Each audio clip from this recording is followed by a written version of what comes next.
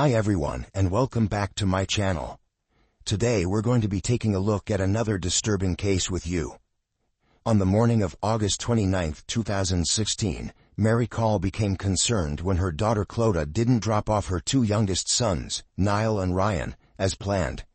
Unable to reach her or her husband Alan on their phones or receive responses to her texts, Mary then drove to their home at Oakdean Downs in Barkany. Upon arrival, she noticed both family cars in the driveway and closed curtains in the sitting room and bedrooms, which immediately raised alarm bells for her. It wasn't like Clodagh to not contact her if she was running late. At first, Mary Call feared her daughter Clodagh and her grandchildren might have fallen victim to carbon monoxide poisoning. When she approached the back door with her key, she saw a note taped to the inside which ordered not to enter and to call the police. Recognizing Alan's handwriting on the note, Mary became deeply suspicious that something terrible had happened. She immediately called emergency services at approximately 10:40 a.m. and then sought out her neighbor Edith Harrigan, informing her that Alan had likely done something to her daughter. On 29 August 2016, we lost our daughter and sister Clodagh and her lovely sons Liam, Niall and Ryan in the most horrific circumstances. This is the case of the Hawe family. Our love and respect goes out to all those who knew and loved the victims of the Hawe family, and all those affected by this case. Alan and Clodagh Hawe were both educators deeply involved in their local communities. Alan Hawe, originally from Win Gap in County Kilkenny, was a deputy principal at Castle Rahan National School near Barkony, where the family lived. Clodagh Hawe, formerly Clodagh Call, came from Mount Nugent, a village in the southern part of County Cavan, not far from Ballyjamestuff. She worked as a teacher at Orristown National School, which is located southeast of Kells in County Meath. They had three sons, 13-year-old Liam, 11-year-old Niall, and 6-year-old Ryan. The previous evening, everything seemed normal to Mary. They enjoyed tea, biscuits, and conversation in the kitchen, while their three sons watched television in the sitting room. Clodagh mentioned plans to drop off Niall and Ryan at Mary's house early the next morning, as Liam had school. She assured Mary not to worry if she was a bit late, as Clodagh did not have students to attend to that day. Before leaving, Mary wished Alan luck as he prepared to return to school after the summer break. Alan thanked her for the treats, referring to the biscuits she had offered them. Little did Mary know that this would be the last time she would see Alan alive. The next morning, when Mary became alarmed at not hearing from Clodagh and attempted to reach her without success, she drove to the Hawe family home in Barkony. Discovering the note on the back door and recognizing Alan's handwriting, she immediately called the police. Officer Alan Ratcliffe arrived and, using Mary's key, entered the house. Inside he found Clodagh Hawe's lifeless body on the couch in the sitting room, dressed in pajamas with severe head injuries. A knife and a small axe were found nearby on the floor. Alan Hawe's body was discovered in the hallway. He took his own life. Moving upstairs, Garda Ratcliffe found Liam and Niall Hawe in separate bedrooms, both with throat injuries indicative of their tragic deaths. In another bedroom, he found Ryan Hawe, also deceased, with a knife placed on his pillow. The master bedroom contained neatly arranged jewelry and jewelry boxes on the bed. Garda Ratcliffe informed his colleague about the 5 bodies inside the house, then joined her and Mary Call outside the property, where Mary was waiting anxiously. Garda Alan Ratcliffe informed Mary Call that he found no survivors inside the house when he arrived. The detectives also found various items, including documents, a sealed envelope containing a letter, and a note on the kitchen table. Some of these items were stained with blood. It was later discovered that Alan Hawe's right palm print was identified on the blood-stained hatchet found at the scene. The letter inside the envelope was written by Alan after he murdered Clodagh while their sons were asleep. The victim's family, who were withheld the note by Irish police, known as Gardaí, for 16 months, believe Alan Hawe wrote it in 2 parts, starting after murdering his wife and finishing after killing his sons. Hawe began his spree by murdering his wife Clodagh, as she sat on the couch in their sitting room, using an axe he kept in the shed. He then sat at the kitchen table to write his murder-suicide letter, sealing it in an envelope. Next, he took a kitchen knife and walked upstairs to attack his 3 sleeping sons. After killing them, he returned to add more words to the outside of the envelope. During the investigation, it was discovered that Alan Hall had planned his actions meticulously. He retrieved the axe from the shed and moved furniture, so that Clodagh would have her back turned as he entered the sitting room. At that moment, Clodagh was innocently browsing holidays online and having tea. Alan approached from behind and brutally attacked her with the axe, stabbing her in the back and nearly severing her hand as she tried to defend herself. After murdering Clodagh, Alan sat down to write the letter, leaving the axe and knife on the floor. He then made his way upstairs with a new knife. He knelt on Liam's chest and cut his windpipe to prevent him from screaming. Niall, sharing the room with Liam, likely didn't wake up immediately due to Liam's inability to make noise, but he had defensive wounds on his hands. Alan repeated the same brutal act with Niall before moving to Ryan's room. Ryan, the youngest and smallest of the 3 boys, was subjected to a particularly cruel and violent attack.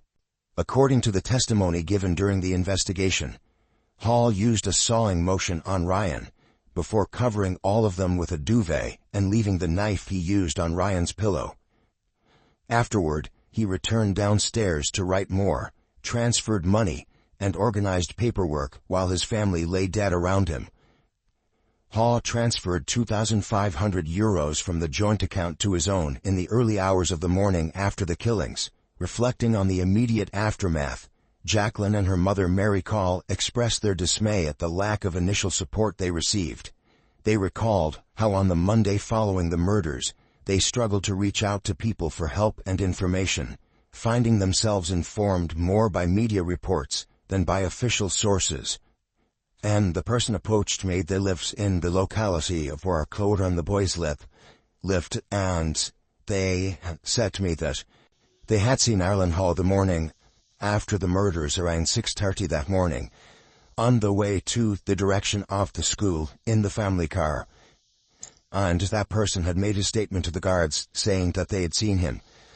And they told me what guard they'd given the statement to and where they'd given the statement, and had given me a lot of information around it.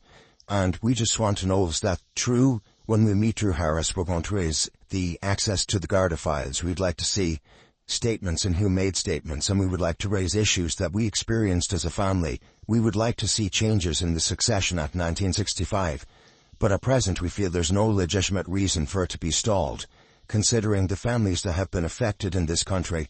Finally, we would like to thank everybody all over the country who has shown us such support in this last number of days. We now know that Clodagh, Liam, Niall and Ryan are finally getting the respect that they deserve. We are so thankful to everybody. We cannot thank everybody individually, but thank you comes from the bottom of our heart. Her name is Clodagh. It wasn't until 2 weeks before the inquest, 16 months after the tragedy, that they finally received a copy of Alan's letter.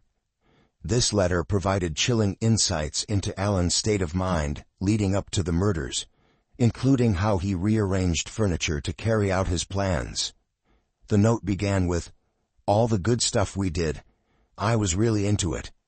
But I think there was some sort of psychosis that made me enjoy that, yet, in the next moment, I was the complete opposite." He continued with an apology for his actions.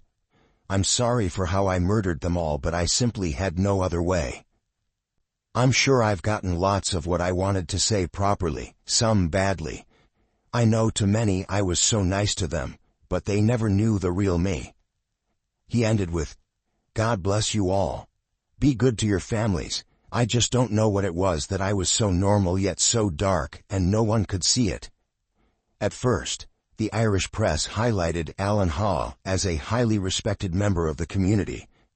He was depicted as the head of a church-going family, the dedicated vice principal of a local national school, an athletics enthusiast, and a former teenage handball champion. He was described as the most normal man you could meet, a brilliant dad, and a kind and decent person with an overriding need to look after those around him. These glowing testimonials painted a picture of Hawe as a caring and well-adjusted family man, making the contrast with his brutal actions all the more shocking. In June 2016, Alan Hawe's carefully constructed facade began to crumble when he was caught viewing pornography on a school computer. It is believed that this incident occurred at the school where he taught. Hawe had accessed 97% of his pornography on his school laptop, and some on his phone, keeping this hidden from his wife, Clodagh.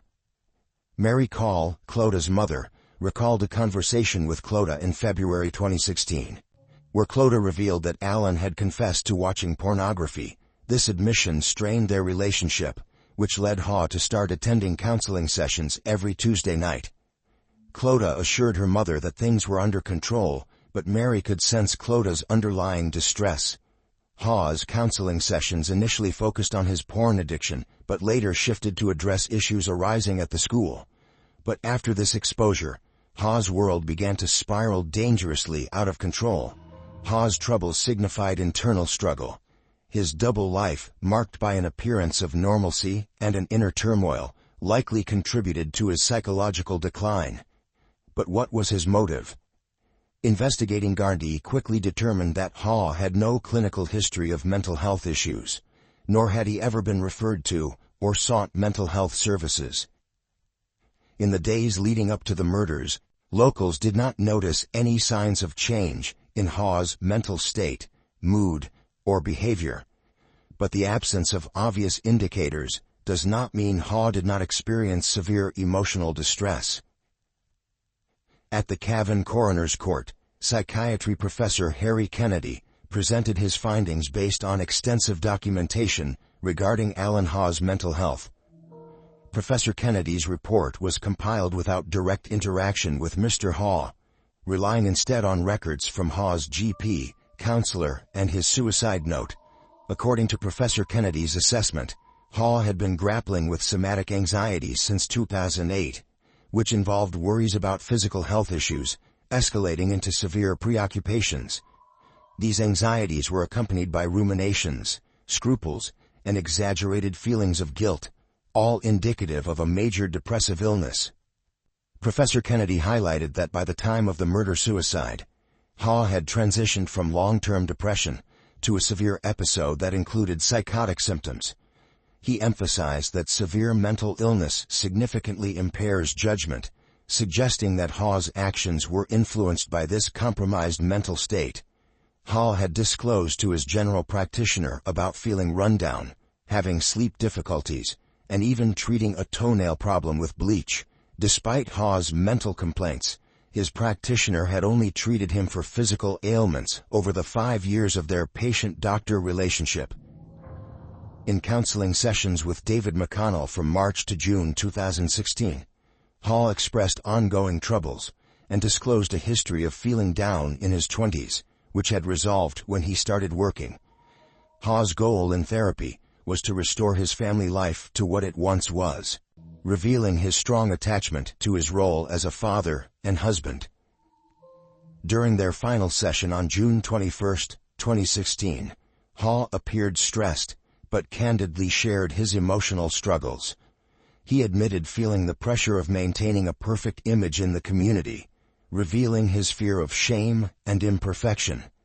This session ended on an emotional note, with Hawe breaking down in tears. Throughout their sessions, there were no breaches of confidentiality, and Hawe stopped going to therapy after June 21, 2016. On the same day as his last counseling session, Hawe saw his practitioner for his toenail issue. He mentioned experiencing sleep problems due to a conflict with a colleague at work, which made him feel isolated. Despite these issues, he did not ask for a sick note. The practitioner noted that Hawe was preparing for the end of the school year and looking forward to a holiday in Italy. She prescribed him 10 sleeping pills to address his short-term insomnia, and advised him to avoid further work conflict, suggesting he return if his condition did not improve. The practitioner observed that Hawe appeared clear, coherent, focused, and displayed normal behavior, with no signs of agitation. She reported no indications of despair or hopelessness, emphasizing that his primary stressor seemed to be the work conflict, and he appeared positive about the upcoming holiday. However, she was unaware that Hawe was also seeing a counselor and had an appointment on the same day. In one section of his note, Alan Hawe wrote, "I cannot let them face a life without me, and the shame they would have to bear that their father had committed suicide. I have wanted to kill myself for a long time now, and I just could not bear the thought of leaving my mess, and the anger and rejection that Clodagh and the boys would have to live with forever. It is common for suicidal individuals to perceive themselves as burdens to others, believing that their loved ones would be better off without them." Expressions of sympathy were extended to the Call and Hawe families by the police, the coroner, legal representatives, and the jury. The jurors deliberated for about 10 minutes before returning the advised verdicts. For Alan Hawe, the coroner recommended a verdict of self-inflicted death or suicide. Following her guidance, the jury deliberated and returned verdicts in accordance with the coroner's recommendations. The inquest concluded on December 19, 2017. Shortly after the murders, women's rights groups in Ireland, such as Women's Aid and the National Women's Council, criticized the Irish press for what they perceived as an overly sympathetic treatment of Alan Hawe. Clodagh's sister and mother were reportedly left €50,000 in debt due to the legal costs of pursuing the release of documents. They also criticized the lack of support provided by the state and charitable organizations to their family and the families of murder victims in Ireland generally. They were savagely and brutally killed by Alan Hawe in a premeditated, uncalculated manner. We are aware that the inquest has a limited role in law, in that its function is restricted to establishing how, where, and when our loved ones died. However, it is clear from the evidence presented at the inquest that Clodagh and her boys were killed in a sequence that ensured that the eldest and most likely to provide effective resistance were killed first, and that they were executed in a manner which rendered them unable to cry out for help. The case was reviewed in 2019, following efforts by Clodagh's family, amid reports that Alan Hawe had been seen visiting the school where he was employed on the morning of the killings. In 2019, the school where Clodagh had been employed unveiled a new hall named in her memory. Do you think there is something that was missed that could have prevented this awful tragedy? Share your thoughts in the comments below. If you want more videos like this, please be sure to subscribe and hit the notification bell so you don't miss out on more true crime videos. Until next time, bye for now.